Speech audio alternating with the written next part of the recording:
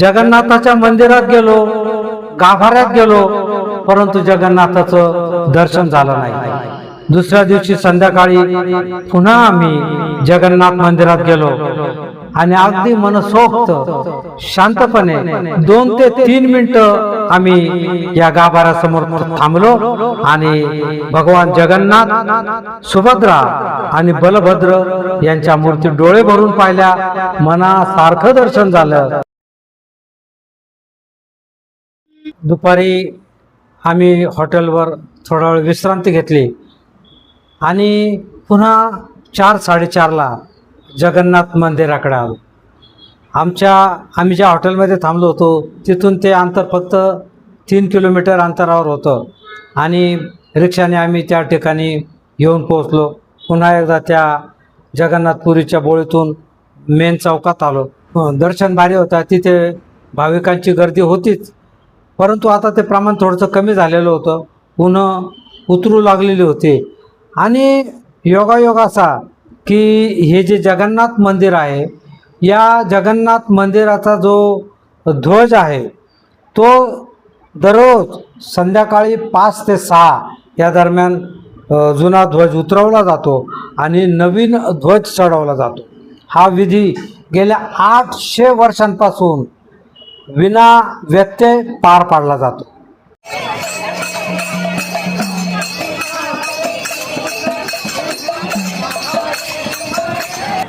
असं म्हटलं जातं की एक दिवस जरी या जगन्नाथ मंदिराचा हा ध्वज बदलला नाही तर पुढचं 18 वर्ष हे मंदिर बंद राहील, अशी श्रद्धा असल्यामुळे या मंदिराचा जो ध्वज आहे, जो जमिनीपासून 255 फूट उंचीवर आहे, तो बदलण्याचा विधी केला जातो।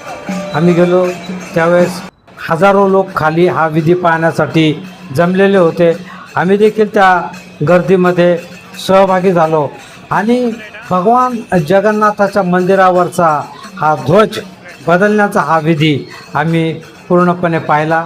आम्हाला तो व्यवस्थित पाहता आला, त्याचं बऱ्यापैकी व्हिडिओ शूटिंग देखील करता आलं। आम्ही अशा प्रकारे तो विधी पाहिला आणि मनाला एक समाधान झालं।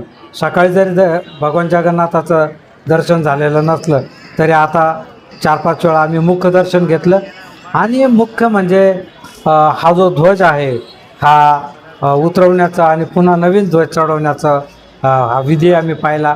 मन एकदम तृप्त झालं। नीलाद्री नावाचा सी बीच किंवा समुद्रकिनारा आहे जगन्नाथपुरीचा, त्या ठिकाणी गेलो रिक्षाने आणि त्या ठिकाणी समुद्रावर बीचवर अर्धा-पाऊण तास फिरलो इकडे तिकडे आणि त्यानंतर समोर बरीचशी दुकानं आहेत, हॉटेल्स आहेत, त्या ठिकाणी मग खरेदी केली आणि 8:30-9ला आम्ही पुन्हा आमच्या हॉटेलवर आलो।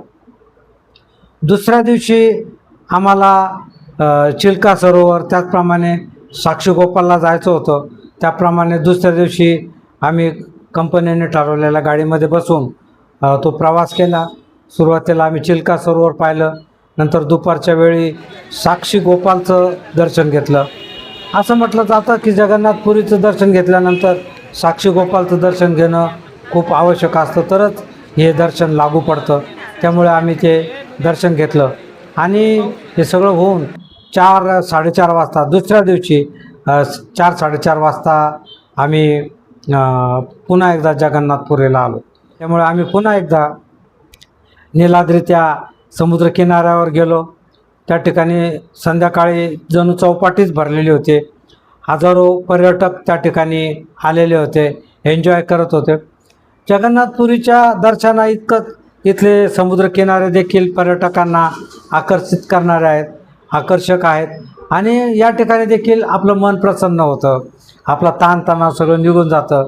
एका चैतन्याने भरलेल्या वातावरणामध्ये आपण या ठिकाणी येतो, त्याचा अनुभव मात्र प्रत्येकाला येतो।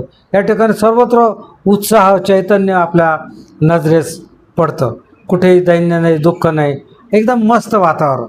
अशा प्रकारे आम्ही त्या ठिकाणी खरेदी वगैरे केल्यानंतर पुन्हा 8-8:30ला आमच्या हॉटेलवर गेलो। त्यानंतर आम्ही त्या ठिकाणी जेवण केले आणि मग ठरवलं की आपलं काल तर काही दर्शन झालं नाही, आज आपण पुन्हा एकदा दर्शनाचा चान्स घेऊ, संधी घेऊ आणि आम्ही 9:55 पुन्हा एकदा दुसऱ्या दिवशी संध्याकाळी जगन्नाथ मंदिराच्या अगदी समोर येऊन थांबलो. रात्रीच्या वेळी जगन्नाथ मंदिरामध्ये दर्शनाची भाविकांची संख्या बरीच कमी झालेली असते. दिवसभराचा उत्साह आणि जोश देखील कमी झालेला असतो. त्याप्रमाणे आम्ही साधारण 10 वाजता तिथे पोहोचल्यावर अगदी सहजगत्या सर्वप्रथम आम्ही आमचे शूज आणि मोबाईल समोरच्या दुकानामध्ये काढून ठेवले आणि मुख्य सिंहद्वाराने मंदिरात प्रवेश केला. आता आम्हाला माहीत झालेलं होतं, त्यामुळे आम्ही त्या 22 पायऱ्या व्यवस्थित पाहत गेलो. भगवान जगन्नाथाचं सुरुवातीलाच मुखदर्शन झालं. ते तिथं नीट उभं राहून 2 मिनटं तिथं थांबून आणि दर्शन घेतलं. 22 पायऱ्या चढून गेलो. त्यानंतर पुन्हा डाव्या बाजूला गेलो. त्यावेळेस 100-500 लोकांची गर्दी होतीच, परंतु आता आम्ही एकदम सावध झालेलो होतो. आम्हाला माहीत होतं. आम्ही सगळेजण डाव्या कोपऱ्यात गेलो आणि हळूहळू गर्दीबरोबर पुजारी उभे असतात त्यांच्या समोर आलो. समोर आल्यानंतर त्या ठिकाणी काहीतरी दान देण्याची पद्धत असते. आपण जेवढे पैसे हातात काढू तेवढे ते हिसकूनच घेतात आणि त्या दानपेटीमध्ये टाकतात. आम्ही 100-100च्या काही नोटा मी खिशातही ठेवल्या होत्या, वरही ठेवल्या होत्या. त्याप्रमाणे एक काढली, त्यांनी घेतली, परत दुसरी काढली. परत तो म्हटलं तुम्हाला काय जेवढं द्यायचं तेवढं द्या. मग त्याला ते मी पैसे दिल्यानंतर त्याने मला तो त्याचा स्पेशल गंध लावला. गोल्डन कलरची शाल असते ती पांघरली. माझ्या हाताला दोराबिरा बांधला. जवळजवळ 2 ते 3 मिनिट आम्ही त्या जगन्नाथ मंदिराच्या गाभाऱ्यासमोर होतो.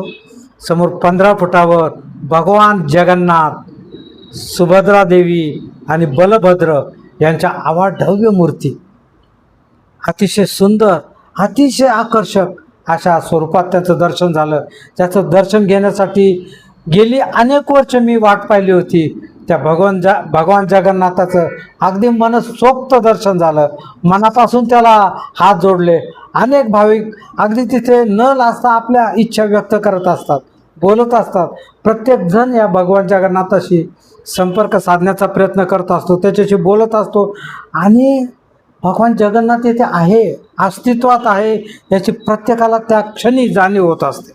मला देखील ती जाणीव झाली, अनुभूती झाली आणि भगवान जगन्नाथाचं दर्शन झाल्याचं अतिशय मनापासूनचं स्वप्न माझं साकार झालं. माझं, त्याचप्रमाणे माझी मिसेस मंगल, भाऊ संजय, लता या सगळ्यांचं आमचं स्वप्न जे आहे भगवान जगन्नाथाचं व्यवस्थित दर्शन घेण्याचं त्या ठिकाणी पूर्ण झालं. आम्ही जगन्नाथाचं दर्शन घेतलं. ज्या जगन्नाथाचं दर्शन घेण्यासाठी हजारो वर्षापासून करोडो अब्जावधी लोक येऊन गेलेले आहेत आणि याच्या पुढेही येत राहतील. आम्ही देखील त्या समूहाचा एक भाग झालो. भगवान जगन्नाथाने आम्हाला दर्शन दिलं, आम्हाला त्यासाठी बोलवलं आणि अगदी म्हणत होतं खूप छान दर्शन झालं. जगन्नाथाला म्हटलं जर असं दर्शन होणार असेल तर मी पुन्हा येईल, पुन्हा येईल. आणि जगन्नाथाचं दर्शन घेऊन आम्ही बाजूला झालो. उजव्या बाजूला काही विशेष गर्दी नव्हती. मग बाजूच्या कोपऱ्यामध्ये आम्हाला त्या रक्षकांनी बसू दिलं. तिथं जो आम्ही अर्धा-पाऊण तास बसलो. मंदिराचं बारकाईने निरीक्षण केलं. मग तिथले डिझाईन, तिथल्या नक्षे, मग लोकांची गर्दी, लोकांची धावपळ, जो अर्धा तास भगवान जगन्नाथाच्या समोर गाभाऱ्यात बसून ते सगळं पाहिलं, सगळं अनुभवलं. याचसाठी केला होता 8 तास याची प्रत्यय मला आला. खूप छान दर्शन झालं, खूप छान दर्शन झालं. अतिशय तृप्त मनाने आम्ही जगन्नाथ मंदिरातून बाहेर पडलो. जवळजवळ 10, 10:30, पावणे 11 होत आलेले होते. त्यानंतर बाहेरही काही गर्दी नव्हती. बाहेर ज्या ठिकाणी भगवान जगन्नाथ किंवा प्रसाद दिला जातो त्या हॉलमध्ये, अन्नपूर्णम नावाचं जे हॉल आहे त्या हॉलमध्ये आलो.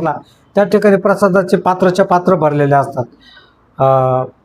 मग वरती गेलो जिथून जगन्नाथाचं कळस दिसतो.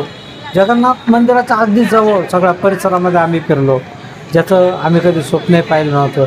अतिशय छान पद्धतीने आम्ही जवळजवळ अर्धा ते पाऊण तास त्या ठिकाणी फिरलो, बसलो. मन तृप्त झालं. त्यानंतर पुन्हा खाली आलो. वेगवेगळ्या मंदिरांचं दर्शन घेतलं, बाहेरूनच घेतलं, परंतु सगळे शांत होते, मस्त होते. भगवान जगन्नाथाचं दर्शन झाल्यामुळे मात्र अगदी तृप्त झालं होतं, शांत झालं होतं. पुन्हा एकदा आम्ही बाहेर आलो, आमचे पादत्राणे घेतले, मोबाईल घेतले आणि पुन्हा रात्रीच्या त्या शांत वातावरणामध्ये जगन्नाथ मंदिराचे बाहेरून अनेक फोटो काढले, आमच्या सेल्फी काढल्या आणि साधारण 12 वाजता 11:30-12 वाजता आम्ही पुन्हा एकदा आमच्या हॉटेलकडे आलो. भगवान जगन्नाथाचं दर्शन घेण्याची खूप वर्षापासूनची इच्छा अशा प्रकारे पूर्ण झाली. भगवान जगन्नाथाने अतिशय छान, शांत, माझं मन तृप्त होईल एवढं दर्शन दिलं. ते सगळं पाहिलं, डोळे भरून आले, मन भरून आलं. जय जगन्नाथ, जय जगन्नाथ, जय जगन्नाथ. अशा प्रकारे अनेक वर्षांची इच्छा पूर्ण झाली. भगवान जगन्नाथाचं दर्शन झालं. हा व्हिडिओ आपल्याला आवडला असेल तर तो लाईक करा, शेअर करा आणि हो, अजूनही सबस्क्राईब केलं नसेल तर जरूर सबस्क्राईब करा. जय जगन्नाथ, जय जगन्नाथ.